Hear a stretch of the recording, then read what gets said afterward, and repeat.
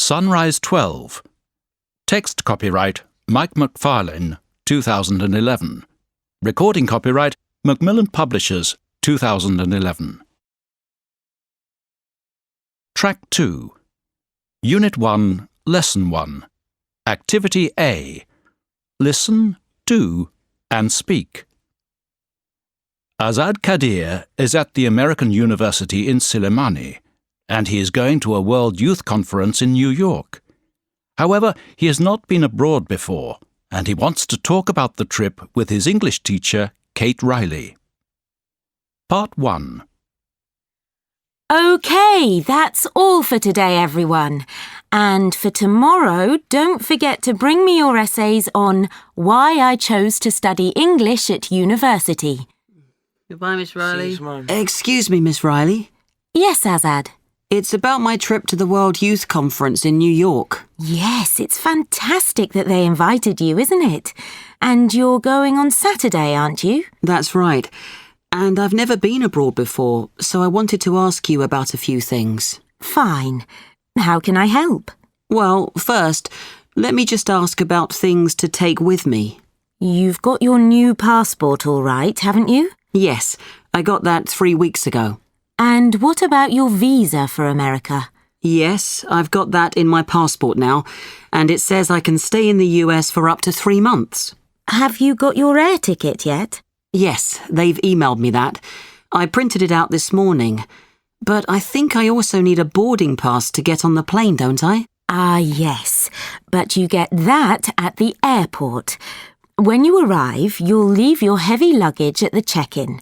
At the same time, they'll check your passport and ticket and give you your boarding pass. That shows your gate number and the time you'll go on board the plane, and your seat number on the plane. OK, but now about checking in my luggage again. I'll have a suitcase and a shoulder bag with me.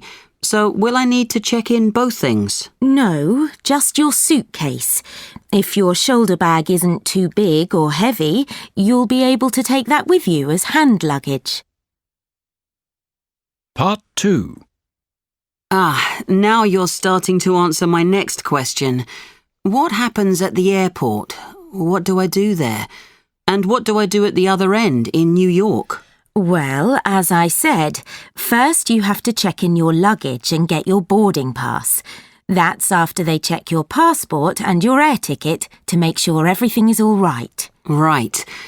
What do I have to do then? Then you need to show your passport and boarding pass at passport control. They're there to check your passport and everything again. I see. And what do I do after that? After that, you go through security. They need to check that you aren't carrying anything dangerous with you. And then you go on to the departure lounge. And then I suppose I just wait for the flight? Yes, that's right. And what happens at the other end? Well, before that, you need to fill in a landing card during the flight. And what do I do after I land? You show your passport and hand in the landing card at immigration. The immigration officers are there to check everyone who comes into the country. Right. And what do I have to do after that? After that, you just pick up your luggage, go through customs, and you're there. Well, that doesn't sound too difficult. And then I just have to get into central New York. And that's going to be the start of a fantastic week for you. You'll remember it all your life. Track 3. Unit 1, Lesson 2. Activity C. Listen and read. Ms. Riley gets a Skype call on her computer. Hello? Hello, Azad. How was your journey? It all went very well, thanks to you. I arrived last night. Good. And the conference starts tomorrow, doesn't it? Yes, and I'm preparing now. But you aren't giving your presentation tomorrow, are you? No, that's on Tuesday. But there's lots of information to read. Well, yes, but you don't want to miss the chance to see New York, do you? What about going over to Central Park later on? Good idea. And listen, why not contact my New York cousin Stella? She's a student too, and I'm sure she'd be happy to show you round. I'd like that, but maybe she won't have time. Let me contact her and ask. Then let's talk again later. Azad, I've talked to Stella and she's very happy to meet you later in the week. So why not write down her name and number? Then I suggest you call and arrange a time. Have you got a pen and paper? Right. It's Stella Ferrant. Could you spell that, please? S-T-E-L-L for Lima, A Ferrant. F for Foxtrot, A-R-R-A-N for November, T for Tango. I've got it. Stella Ferrant. And her mobile number is 066. Unit 1, Lesson 5, Activity A. Listen. Azad has read his conference notes and also checked his presentation, Building the New Kurdistan. Before he goes to Central Park, he calls Ms. Riley's cousin, Stella. Hello. Hello, this is Azad Kadir. And I'm Stella. Hi. I heard all about you earlier from Kate. You're a student in her English class in Silimani, aren't you? Yes, at the American University. I'm taking English and French. And are you in your third year? That's right, year 3. And she says you're visiting New York for an international youth conference. Yes, I'm here to speak for Kurdish university students. What's the conference about? The title is Action for a Better World. Right. Well, you'll all have a lot to talk about then. And what's your presentation going to be about?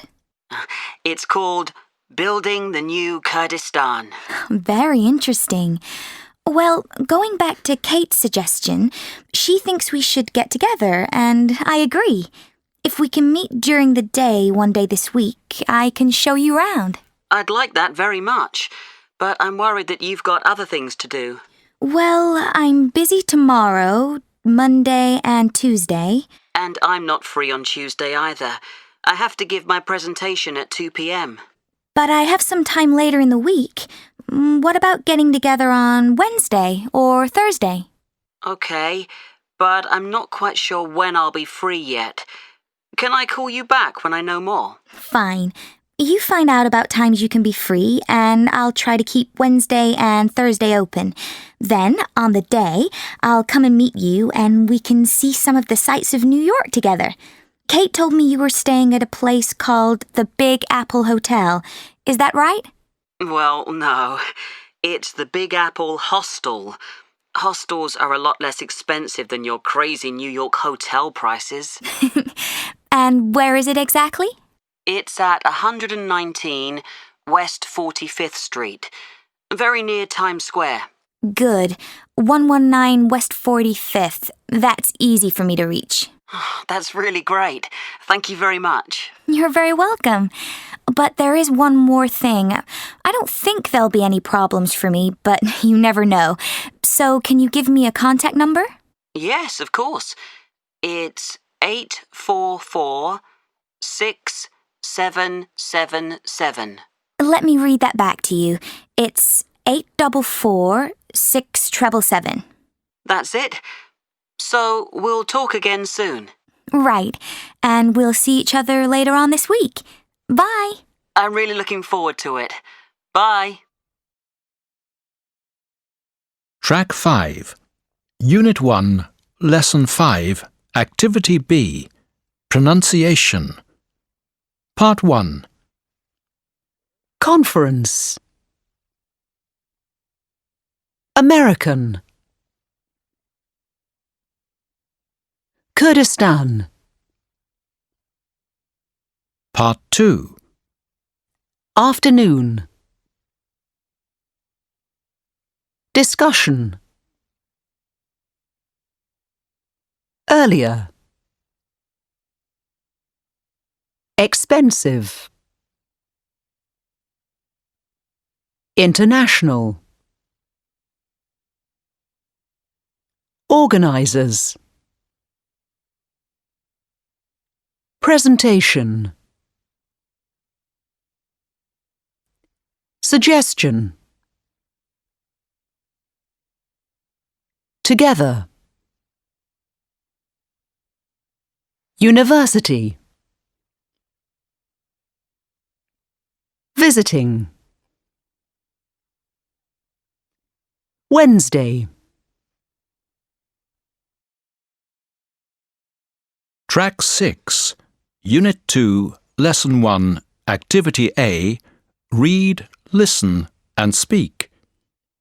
To help them plan their work, the students at Dale High School have several documents. Dialogue A. I haven't got my timetable with me. Do we have double geography on Monday? That's right. It's second and third periods from 9:40 to 11 in the morning. Dialogue B. How long have we got for our project? According to my calendar, we have from November the 5th till November the 30th. Dialogue C. Let's check our work schedule together. Right. We're going to produce our project outline by Friday the 9th, aren't we? Yes, and we're planning to carry out our main research during week 2, aren't we? That's right.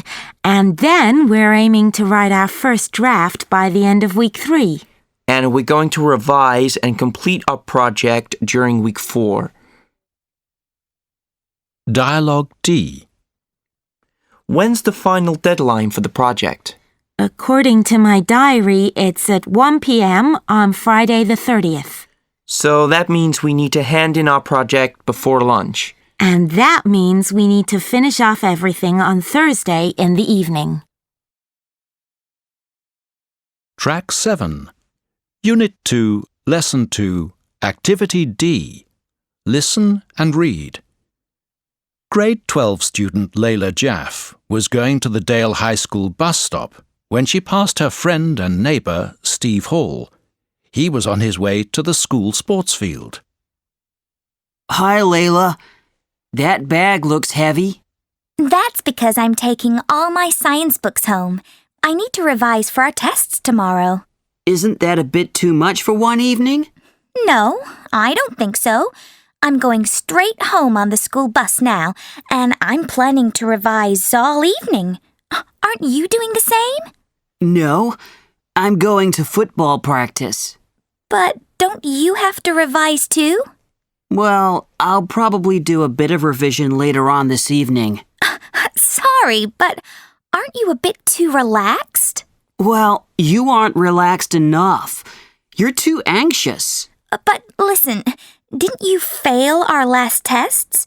If you're not careful, you'll do badly again. Can't you leave me alone, Layla? I'll be all right, okay? Well, I'm going to make sure I'll be all right. That's the trouble with you, Layla. You never stop working. Doesn't it ever get you down? No, I'm fine. Well, I think you're getting stressed out. If you go on like this, you'll burn out before our big exams next summer. Track 8, Unit 2, Lesson 5, Activity A. Read, listen and speak. Big Apple Hostel, how may I help you? Oh, hi. I'd like to speak to a guest, please. His name is Azad Kadir. Could you put me through to him? I'm afraid we don't have phones in the guest rooms. But wait, I know the person you mean, and I can see him now in the entrance hall. Oh, great. Could you hold for a moment? Of course. I'll call him over to the phone. What name is it, please? Stella Ferrant. Mr. Kadir? Mr. Kadir, phone for you. Hello? Stella? Hi, Azad. How's everything going? Fine, thanks. The conference is going very well. It's very interesting. But about us, I was planning to call you soon about a time to get together. Yes, well, I'm phoning about that too. I wanted to suggest Wednesday afternoon at about 3 o'clock. I'm free then because everyone else is going on a sightseeing tour too. But I'm afraid there's a problem at my end. You see, I now have to go to an extra university lecture at 4 o'clock that afternoon. Oh, I see. But here's another idea. Maybe we could go out on Wednesday morning. I'm free then. Oh, I'm sorry, but I can't really leave the conference in the morning, especially as I have to speak for Iraq in a discussion at 11:30. Oh, wow. What's that about? It's about oil and water resources in the Middle East. Well, you certainly can't miss that. Listen, what about Thursday afternoon? Can you get away at about 3 p.m.? Let me have a look at the conference timetable. Yes, I think I can. There are just visits to colleges and meetings with local students, and that's probably not so important. Right. Well, I'll come by your hostel at 3 and we'll go out together. Tell me, have you been up to the top of the Empire State Building yet? No, I haven't. Well, we'll do that first. And then what? I think we should visit the Statue of Liberty. That sounds really good. The only thing is that I have to be back by 7 to help draft the Middle East Regional Report. Well, that's fine. I have to get home too and prepare for a seminar on Friday. Life is too busy.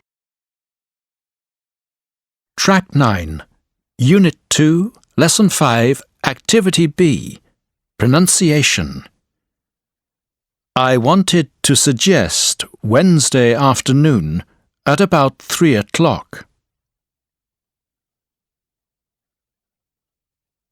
It's a discussion about oil and water resources in the Middle East. Track 10, Unit 3, Lesson 2, Activity D. Listen and read. Tara Atta has taken her exchange student, Emma Wood, out for a picnic in a quiet valley. Those rock carvings must be ancient. They are. And the Silk Road also came along here. So Chinese silk travelled this way to Europe. And the rich merchants carried lots of other goods. Imagine all their camels. Yes, it must have been busy. But listen, you must be getting hungry. Let's stop for lunch up by that cave. What a great view! Let's look inside. People may have lived here long ago. I can't see anything unusual. I can. Look, something rectangular. It's an old metal box. It's falling to pieces. We may be looking at something very old. It's full of metal. Coins. Not all. This circular thing could be a gold ring. It's ancient treasure. A rich merchant must have buried it. You can't be serious. Think. Travel was dangerous. There could have been an attack. And he couldn't have lived through it because he didn't come back for his treasure. Track 11, Unit 3, Lesson 5, Activity A. Listen and speak. Part 1. Could you take a seat, please? The museum director will be with you very soon. Sure. Fine. Here he comes now. It's Tara Atta and Emma Wood, isn't it? Good morning. I'm Dr. Haval Shahzad. Good morning. Good morning. Thank you for coming today. We've been working hard on the wonderful things you brought us 2 weeks ago, and your visit gives me the opportunity to show you everything we've been doing. We're very interested to see that. Well, come this way to our conservation laboratory. So, here we are. This is the laboratory. And as you can see, everything that you found is being carefully cleaned and studied. And later, you'll be pleased to know, It's all going to be shown as the star attraction in a special exhibition about the Silk Road. That's great news. What have you been able to discover so far, Dr. Shazad? Well, as you might expect, we found things here that are from many different places. Here are a few examples which we're already preparing for the exhibition. Part 2. Let's start with these precious stones. They're beautiful. Where did they come from? Stones like these were produced in India, and then they were often traded in China and in the West. So our merchant may have been on his way west. Maybe. And now, look at this piece of jewellery. Oh, it's beautifully made. Yes, and it's made of silver. We think it was made in Persia, which is Iran today. And just like the precious stones, this sort of jewellery was often taken to China and also to the West. This type of thing must have been very expensive. Oh, it was. And here's something else for a woman with money. A bottle. And in it there used to be perfume. Where was it made? Probably in Egypt. Was glass something special in those days? Yes, it was. The technique of glass making wasn't known in the East, so glass products like this were often sold in China. I wonder how often they got broken on the way. Good point. Well, now, here's one more thing for us to look at. A gold coin from China. But why did this merchant have a Chinese coin when he was so far from China? Oh, coins like these were used all along the Silk Road. So, did merchants use money to buy and sell the goods they were carrying? They usually agreed a value for their goods and then exchanged them. But money was used sometimes too. Money like this and the many other coins that you found. Part 3. But we can say more about this coin. It's from the time of Kublai Khan, who was the Mongol Chinese emperor from 1279 to 1294. Wasn't he the emperor when Marco Polo travelled to China? That's right. And one more thing about this coin. It's the latest one we've found so far, and that tells us about the date your merchant buried his treasure. Of course. It must have happened after Kublai Khan became emperor. That's right. It couldn't have happened before about 1280. And so, you see, we already know a little more about the past, and it's all thanks to you. You two have saved a dramatic little piece of the past. And now it's the job of this museum to keep it safely for the future. Part 4.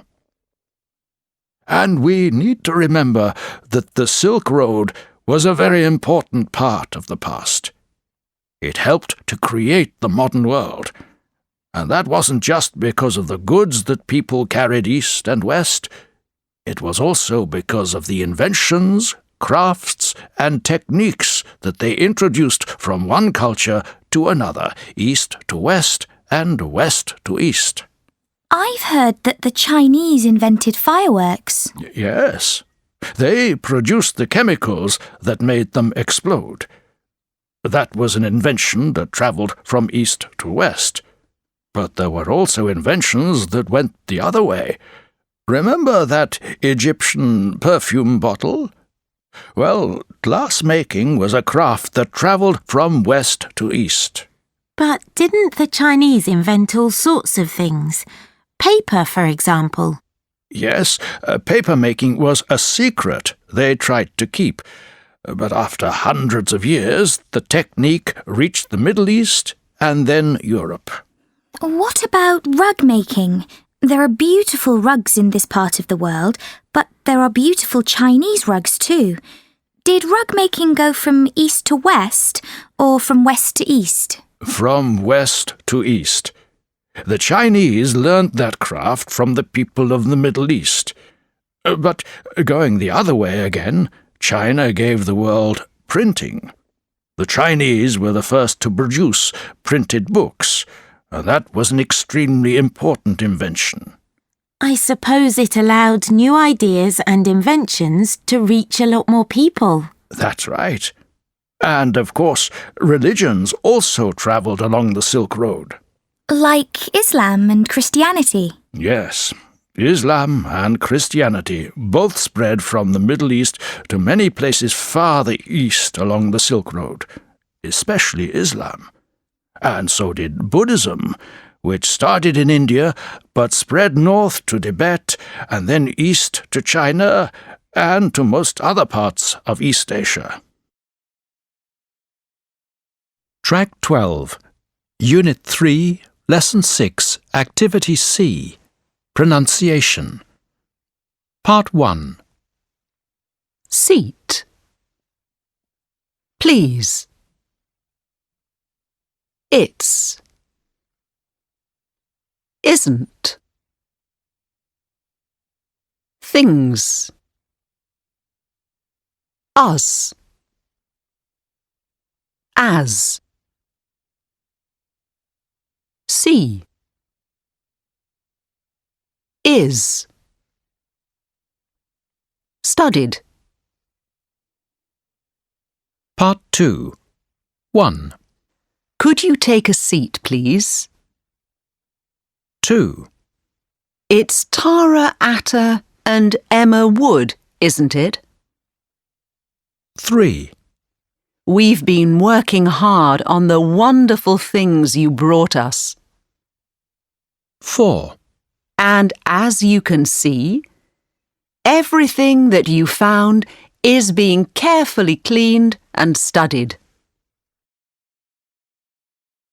Track 13, Unit 5, Lesson 1, Activity A.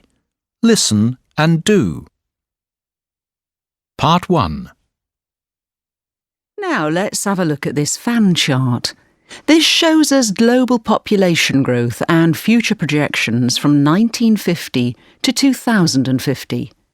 As you can see, the median projection is for an increase to 8.9 billion, but there are higher and lower projections too. The highest projection is for 10.6 billion, and this is nearly 50% more than the lowest projection for 2050. We have to hope that this number is very wrong because the median projection of 8.9 billion is already extremely high. Part 2. Take a look now at the pie charts, which tell us a lot about the world's land and water. From this one we can see the different shares of global surface area for land and sea. We often think of countries like Russia and Canada as huge, but really and truly the total area of land is only 25% of the global surface area. This is approximately a third of the surface area of sea. In other words, the amount of the Earth's surface that is covered by sea is huge, and we humans have to share quite a small part of our world, the part that we call land, with millions of other species of animals and plants. Part 3. Let's turn now to the land that is biologically productive, land where plants and animals can live. From this chart we can see the different shares of productive land. Now let's look at farmland. Out of the total amount of productive land, this is just 13%, which seems very low. It's exactly half the area of open grassland, for example. But we need to remember that farmland, which includes intensive crop production, can only use the best, most productive land. And the fact is that we humans already use nearly all of that. So if the population rises to nearly 9 billion people by 2050, we will have to get even more food from that land than we already do. Part 4. Now let's look at another chart. Well, we've already seen that fresh water, the water that we can use, is a very small part of the world's water. And here we can see that the amount of fresh water that we can easily use is also very small. That's the active water in rivers and lakes and the groundwater that we can get out of the land. Out of the total amount of fresh water, this is just over 23%. Compare that with all the water in the form of ice, most of it in Antarctica. This is over 3 times the amount of groundwater and active water together, and we can't use it because it's too far away. Track 14, Unit 5, Lesson 2, Activity D. Listen and read. As the world's population rises, will we soon face a food crisis? This week, Our World Today has been collecting opinions around the world. 1. We're already facing a crisis. 30 years ago, we went down 20 meters for groundwater to irrigate our crops. Now the water table is 200 meters down, 10 times deeper. So we're taking far too much from nature, and the water is beginning to get salty. Nature can't go on like this, and nor can we, because after the water turns salty, farming here will disappear. 2. This area used to be grassland, and people here let their animals move round and feed freely. But the rising human population means too many animals, and so the plant cover is all being eaten. Without that cover, the earth is getting hotter and drier, and soon so will the air above. When that happens, the rain will stop, and this land will become desert. 3. It used to take 40% of our income to feed the family, but now I spend more than half. To save money, we're buying less meat and eating more vegetables. But corn is one basic thing we can't live without, and that keeps going up too. If it gets much more expensive, that'll be a real crisis. Track 15, Unit 5, Lesson 5, Activity A. Listen and speak. Part 1. Now, Sam, I know that you're very interested in big, new ideas in science to produce enough food to feed the growing world population. But I also know that you're interested in all the many small things that all of us can do in our own personal daily lives to avoid waste and to help save precious resources. What advice can you give everyone watching this program? Well, yes, saving precious resources, that's the important point. And the first thing for us all to remember is the 4 R's. What are they? Well, first of all, we need to reduce. Reduce the amount of resources that we use. We waste a huge amount in our daily lives. We buy things we only use once or twice, and we buy food that we don't eat. It's much better to buy less, to buy only the things we really need. And save some money too. Right. And the second R is this. If you buy something that you normally just use once and then throw into the rubbish, think. Can you use it again? Can you reuse it for something different? I see. So, in other words, we should try to find more than one use for things. What about the third R? Right. Thirdly, if something breaks, we shouldn't just throw it away. Again, we should try to repair it, and often it's quite easy to do that. Right. And again, that helps the environment, and it also saves you money. And now, the fourth R. Fourthly, and finally, we should recycle things which we can't reuse or repair. We still don't want to throw them in the rubbish. Instead, we should try to use the material they're made of to make something new. So, there we have it. First of all, reduce as much as possible. Secondly, reuse things if we can. Thirdly, repair things when they break and don't just throw them away. And finally, recycle the material a product's made of if we can't do any of the other things. That's it, exactly. Part 2. Let's talk about 1 or 2 examples of things we can all do to reduce, and so on. Sure, there are so many things we can do, and often very simple things. With reducing our use of precious resources, for example, we can remember to turn off the lights when we leave a room. Or again, you can store rainwater to water garden flowers and vegetables. That seems very sensible. What about examples of reusing? Well, for instance, keep old pots and cans and use them again to plant vegetables. And here's another example. Take an old ladder, put it flat, add some legs, and put some old bags between the steps. Suddenly, you've made a useful place for storing things. Children's toys, for example. What a good idea! Have you got any good ideas for repairing things too? Well, simply think of clothes, for instance. Replace buttons that are missing from old shirts. And to give another example, add new pieces to repair broken furniture. You can mend things such as old chairs and tables, for example. Yes, those are good ideas if you're good with your hands. And finally, what about recycling? There are all sorts of ideas.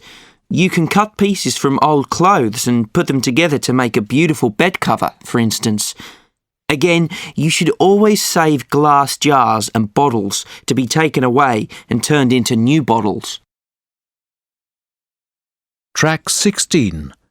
Unit 5, Lesson 5, Activity B. Pronunciation. Part 1. Glad. Garden.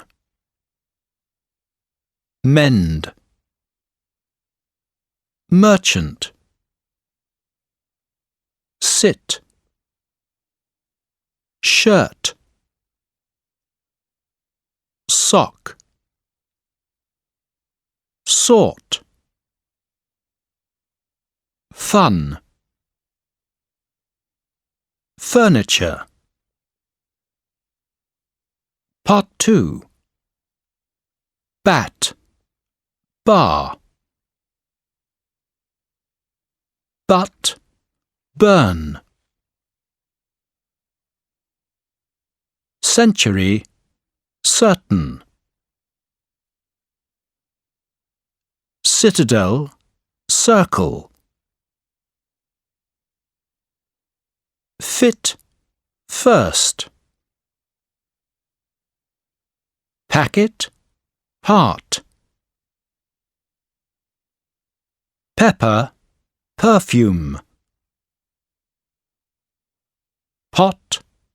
Port. Stop. Store. Tunnel. Turn. Part 3. 1. It'll be fun to mend the furniture. 2. I'm glad you liked the garden. 3. The citadel is almost a perfect circle. 4. Let's stop at the general store. 5. The merchants brought pepper and perfume. Track 17. Unit 6, Lesson 2, Activity B. Listen and read. Today we live in the information age, and this week Our World Today hears from some young people whose jobs are at the heart of this amazing new world. We asked how they came to the jobs they're in. At school, my best subject was information and communication technology, so that's why I did IT at college. But I wanted a career that needed more than IT skills.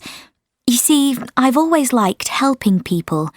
For example, I used to work as a volunteer on a telephone helpline for young people with emotional problems. That led to my job with this company. This is a place where I can use my people skills as well as my technical training. People are often upset when they call, and it's really nice to solve their problems with them step by step. They're always very happy at the end. I went to university to study architecture, but I changed after a year. You see, my brother was already a website designer and he was having a lot of fun. That was the reason why I got interested. And then he helped me build a website for the university basketball team. I really enjoyed the experience, and that was when I started to realise that I was doing the wrong course. After a lot of thinking, I decided that website design was the career for me. Luckily, I was allowed to change courses to IT, and I was then able to specialise in computer graphic design. I finally graduated 2 years ago. Track 18, Unit 6, Lesson 5, Activity A. Listen and understand. New Frontiers by Coral Rumble. I am a techno-traveller. I have the gear you need to travel round the world with supersonic speed. Inside my office block you'll find a very special room where all the latest gadgets are to help me quickly zoom. Across the globe and back again, though my passport is at home, without a plane or car or train, I'm completely free to roam. Because I am a techno-traveller, though I never move a meter, with computer, fax and telephone, I'm the land speed record beater. Track 19, Unit 6, Lesson 6, Unit Task. You know, the internet is amazing. Whatever you need to know, you'll find something somewhere out there on the internet. In fact, you'll find a whole lot. That's the problem. There's too much out there, and it's hard to find what you want. To start with, lots of websites are rubbish. Others are okay, but they don't tell you what you want. It can take ages to find what you need. Well, I think that a lot of websites aren't just useless, they're actually really bad. For instance, they may say things that are just not true, and the trouble is that there's no one to stop people saying these things. I just don't agree. I think we're all sensible enough to avoid the bad websites. And I must say, for me, the great thing is that I can email my friends at any time. Or we can chat to each other on Facebook whenever we want. I'm still amazed I can communicate with people on the other side of the world so easily. Track 20, Unit 7, Lesson 1, Activity A. Listen and do. It is Friday, and the last big conference discussion, the world's top priorities for 2025, has just ended. A New York Post reporter, Chris Carr, is listening to his recordings to make sure he knows who said what. Now, I'd better listen to my recording and add people's names so that I don't forget. First of all, then, Speaker 1. Good afternoon, everyone, and thank you for coming to this last big conference meeting. As you know, our topic is the world's top priorities for 2025, and you'll find a list of suggestions in your program notes. First, we're going to discuss them, then we're going to vote for the most important one, and then we're going to report our decision to the UN and to our governments. So, let's begin by introducing the people who are going to lead the discussion. First, we have... That was Maria Delgado from Argentina introducing the discussion. Now for the next speaker. I would like to suggest that the world's most important priority in the coming years is the third one on the list. We must try to give every child in the world a proper education and good health care. For far too long, far too many children in far too many parts of the world have... And that was Leon Beck from Germany, arguing for priority 3. And moving on to the third speaker. I agree with the previous speaker that priority 3 is very important. However, it will not be possible to do these things unless we do other things first. In other words, I disagree with making health and a good diet for all children our top priority. Instead, we must first deal with the climate change crisis that we now face. That's number 5 on our list. You see, we simply have to... And that was Azad Kadir from Iraq disagreeing with the previous speaker. Now, who was the fourth speaker? Yes, of course we must take the necessary steps to control climate change. But I think we're already starting to do these things. And so it's time to look ahead as we think about our top priority for the coming years. And I want us to choose priority 1 on our list, developing cures for all the remaining killer diseases. For example, malaria is still killing millions of people every year, and the numbers are rising in many. That was Tessa Stone from Australia supporting priority 1.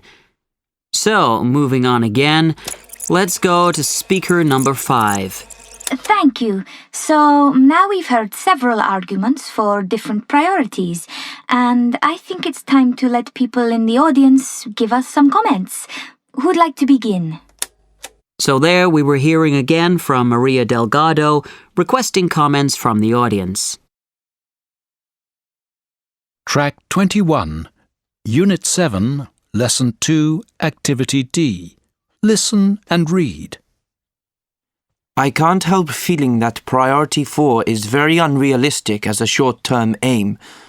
For one thing, humans have never managed to give up their weapons before. For another, there appear to be as many international disagreements as ever. What's more, arguments over resources like water are getting more dangerous. So in today's world, not many countries would risk giving up their weapons. But that said, it certainly is an excellent long-term goal. Priority 2 makes me think of the poor kids in my home city, Kolkata. Try telling them that finding new worlds is important. Their priority is just finding something to eat. No, I don't consider looking for other worlds is important in the short term. We need all our resources to sort out our own. Despite that, though, I'd hate to forget space exploration completely. We humans always try to do the impossible. After all, much that we do today used to be impossible. So, perhaps in the very long term, we really will succeed in moving into space. Perhaps the previous speaker didn't intend to support priority 6, but she started to do just that when she mentioned those hungry children. In rich places like New York, we aren't used to seeing people with nothing to eat. But we'd better stop producing a lot more food, or we'll soon have to get used to seeing millions. Track 22, Unit 7, Lesson 5, Activity A. Listen and do. Now I'd like to turn to the second part of our discussion. This is a really difficult issue. What's the best way of helping countries that need to develop economically? Tessa Stone, would you like to start? Well, in my opinion, aid programs are very important. They can provide a lot of short-term help through the support of charities and volunteers who can come and give their time and skills to help. Excuse me, but I'd like to say something here. Please, go ahead, Azad. Thanks. Well, I agree that aid programs can provide a lot of short-term help, but short-term is the right word. Programs like these are just for emergency situations, such as the tsunami across the Indian Ocean in 2004, or the terrible earthquake in Haiti in 2010. Yes, but emergency situations can go on for years. There are people and whole communities that never recover from something like that 2004 tsunami. Those aid programs go on being needed. I take your point, but think of it this way. If aid keeps coming, free food, clothing, house construction and so on, it can't help damaging local businesses because they can't compete. They can't work for nothing, so they don't. And that means that the local economy can't rebuild itself. So, what do you suggest instead, Azad? I really feel that microfinance schemes are the way forward. As the name suggests, only small loans are made. But these can often be enough to help poor people start and grow small businesses. The great advantage is that loans like these can help large numbers of people to help themselves. That's an interesting idea. But now, Leon Beck, would you like to come in at this point? Thanks. Well, there may be something to be said for microfinance, but the problem is that it just can't pay for the big infrastructure developments that a developing country needs. Roads, bridges, tunnels, and many other things. So, what do you think governments of countries like that should do instead? For big projects such as roads, I think they need to get loans from the World Bank or from other international sources of money. If these things are planned and organised well, they have the power to help lift the whole economy quickly. Take the case of the High Aswan Dam, for example. When it was built, half of Egypt suddenly had electricity for the first time. Sorry, but can I say something here? Please, go ahead, Tessa. In the case of Aswan, I think the old Soviet Union paid most of the cost, and borrowing money internationally for big projects is really very dangerous. After all, it may lead to huge national debts, and if that happens, which it often does, countries have to pay back money that they need for new schools, hospitals, and all sorts of other important things. In other words, a big loan like this can do more bad than good. So, in the end, all these types of help have points for and against, advantages and disadvantages. Track 23, Unit 7, Lesson 5, Activity B, Pronunciation. Part 1. 1. Bridge. 2. Debt. 3. Through. 4. Half. 5. Rebuild. 6. When. 7. Would. Part 2. 1. The farmers would like to borrow money through a special scheme. 2. The city council says that it's going to rebuild the bridge. 3. We're going to pay half the debt when we get some more money. Track 24, Unit 7, Lesson 6, Activity E, Unit Task. Sometime later, Chris Carr had the chance to see and report on microfinance in action. So first, perhaps you could tell me about life before the tsunami. Well, I had a small business making and selling party wall hangings. I worked very hard, and I was also able to give several other women work for 2 or 3 days a week. But I couldn't make enough money to develop the business further, and I couldn't borrow the money either. And then the day of the tsunami came. What happened to you and your family? We were luckier than many other families because none of us was killed. But we lost our house and everything we owned. During the next 9 months, we had to depend on emergency aid programs for everything: food, water, medicine, and a roof over our heads. Everything. When did things start to change? When I got a loan of $100, I was able to buy some new tools and get started again. Business quickly got better and better, and I soon had work to offer the other women again. Are things going well now? Yes, I'm buying a workshop so that we can all work together. And next, I want to open a shop where we can show our work properly and sell it better.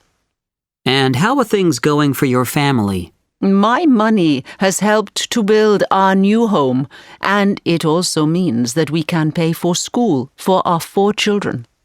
That's a fantastic story. Thank you very much, Ibu Danani.